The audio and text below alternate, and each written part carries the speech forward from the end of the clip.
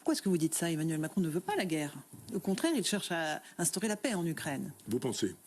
Il était la semaine dernière avec Zelensky et plusieurs chefs d'État européens et Mme von der Leyen dans le bureau de Donald Trump. Le Canard enchaîné a cette semaine publié une information qui a été confirmée par la ministre de la Santé qui dit à un certain patron d'hôpitaux, préparez-vous en cas de guerre à pouvoir accueillir des blessés.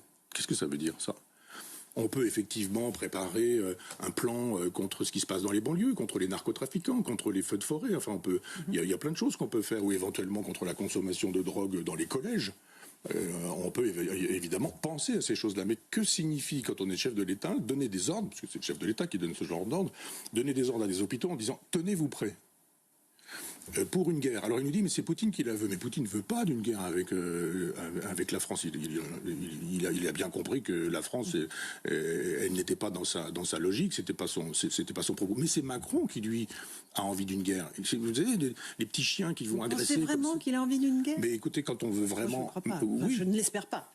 Il a déjà fait savoir qu'il fallait faire des économies pour pouvoir acheter des armes que nous allons donner aux Ukrainiens. Nous avons des problèmes de dette, mais quand il s'agit de faire travailler les Français 2 jours de plus, c'est pourquoi faire pour trouver de l'argent qui va servir à quoi? Pour donner de l'argent aux Ukrainiens pour faire de telle sorte qu'ils puissent faire face à l'invasion. C'est une invasion russe. Il n'est pas question pour moi de dire que Poutine avait raison. Quand on veut conquérir le cœur des Ukrainiens en disant qu'ils sont russes, on ne va pas les tuer. Ça n'a pas de sens de faire ce que Poutine fait.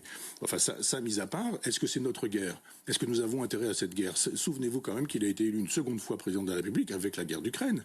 Elle a valu à Éric Zemmour de chuter dans les sondages, et en même temps qu'il chutait dans les sondages, elle a valu à Emmanuel Macron de dire « moi je ne fais pas campagne, pardonnez-moi, je suis un chef de guerre, je suis au téléphone entre Poutine et puis je pense que c'était Biden à l'époque, et donc j'ai vraiment autre chose à faire que d'aller me battre contre Madame Le Pen. » Faire une petite campagne électorale. Dans le JD News de cette semaine, Emmanuel Macron dit, à propos d'une éventuelle destitution, il dit « je présiderai jusqu'au dernier quart d'heure ». Évidemment.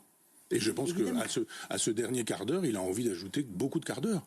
Comment vous faites quand vous avez été élu 2 fois et que vous n'avez pas le droit constitutionnellement de vous maintenir au pouvoir une 3e fois? Vous cherchez les occasions qui pourraient passer pour constitutionnelles. Vous savez, un juriste, c'est quand même un menteur. C'est d'abord quelqu'un qui dit il y a ceci, puis cela, ceci. C'est le type qui joue au bonneteau, le juriste. Il y a ceci, article machin, article temps, etc. Elle est où la bille? Vous levez, il n'y a plus rien du tout.